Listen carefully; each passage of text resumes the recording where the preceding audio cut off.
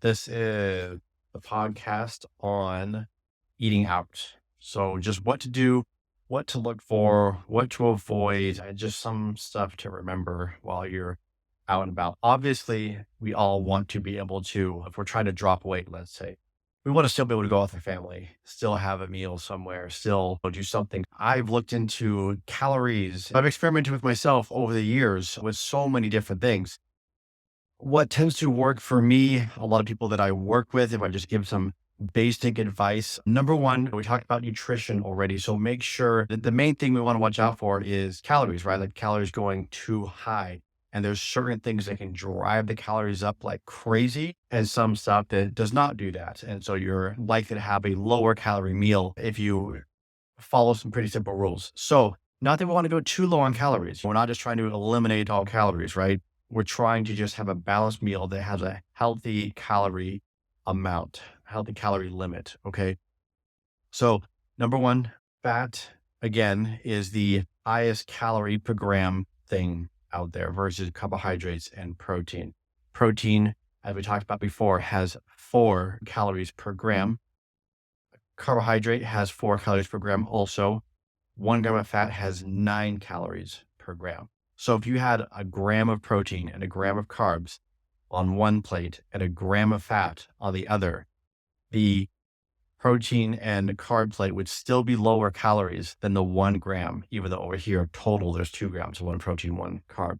And on the fat side, there's only 1 gram. It's still more calories. So they're just denser calories. So you want to reduce them as much as possible in some sense. Don't go too low with a dietary fat, of course, but when you calculate the calories on it, you want your fat to be half or less. Typically, I would say maybe about 1 to 3 for them all to be equal for calories. You want your fat to be about a third in grams of what your protein and your carbohydrates are. So just try to eliminate fat as much as possible to get it, or just get it down to lower than what it typically would be when you go out. So things that are deep fried, right? It's oil. Oil is pure fat.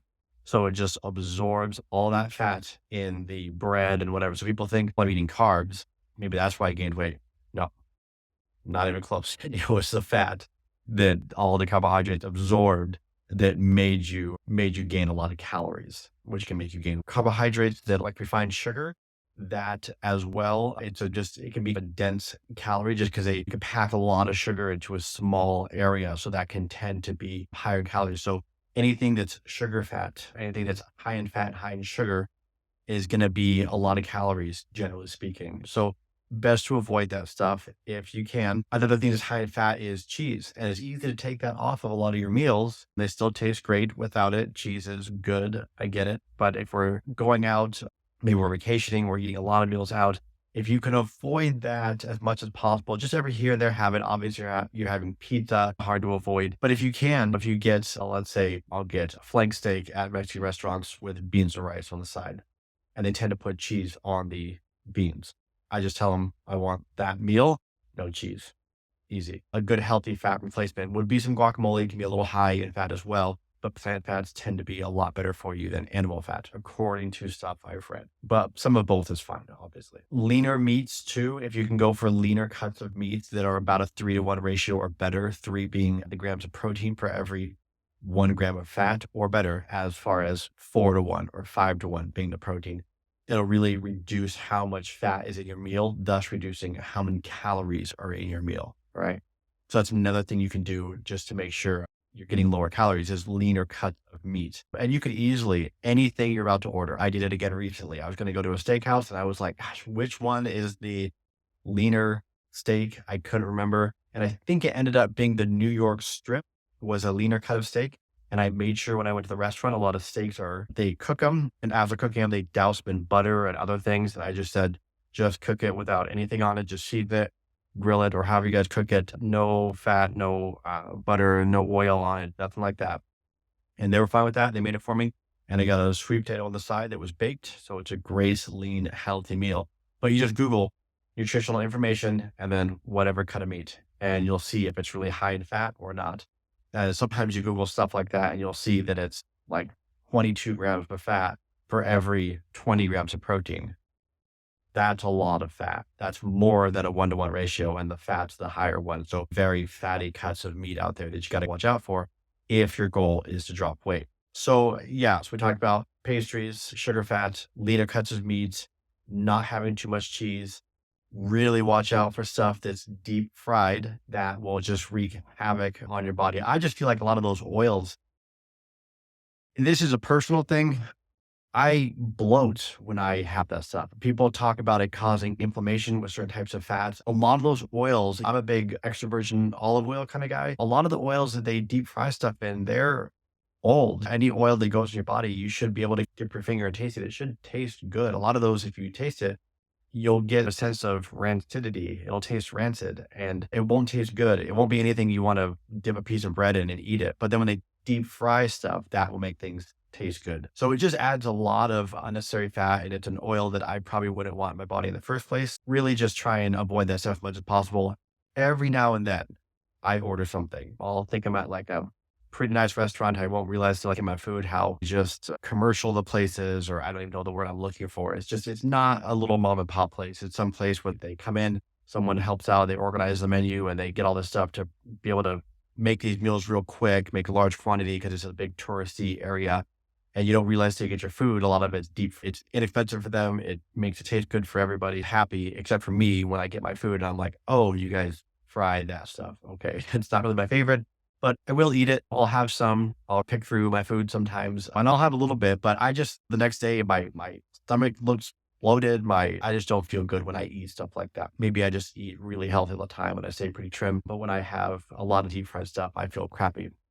But having said that, allow yourself to do that every here and there. Even if you're dropping, if you go on vacation, if you're doing my program and you're eating the foods I recommend and you're dropping and you're happy, let's say you're even down to your maintenance weight, you're like, I'm happy right here. My body fat is healthy. I look healthy. I feel great. I look great. Everything's good. And then you go on vacation. In the course of a 2-week period, I will sometimes gain 8 pounds while I'm on vacation. You just can't get the highest quality stuff. And sometimes you're just starving and you just want something and it's lunchtime and you're trying to find something kind of decent, healthy. And you pick a place like this will probably be pretty good. And then you realize maybe their cooking practices aren't the best. Maybe they put a ton of oil and butter and all kinds of stuff in their food and it doesn't have the calories listed there. Whatever. Don't overthink it. Don't get too upset if you gain a few pounds. I do pretty much every time I go back on, or every time I go on vacation. I'm usually really happy to finally get home and get back in my routine. I'm just a big routine guy. I like the meals I eat. I enjoy them. They help me stay lean and I'm strong. And I just prefer that. Going out and going on vacation is great. I like to do stuff like that. I won't really worry too much about what I eat. I'll try, but if you can't escape it, you just can't escape it. So it's not the end of the world. Definitely don't get into the kind of thinking that, oh no, I'm gaining weight. Oh, why is this happening? You're on vacation. It's fine. You're going to gain a few pounds. And when you get back home, just start your normal routine again.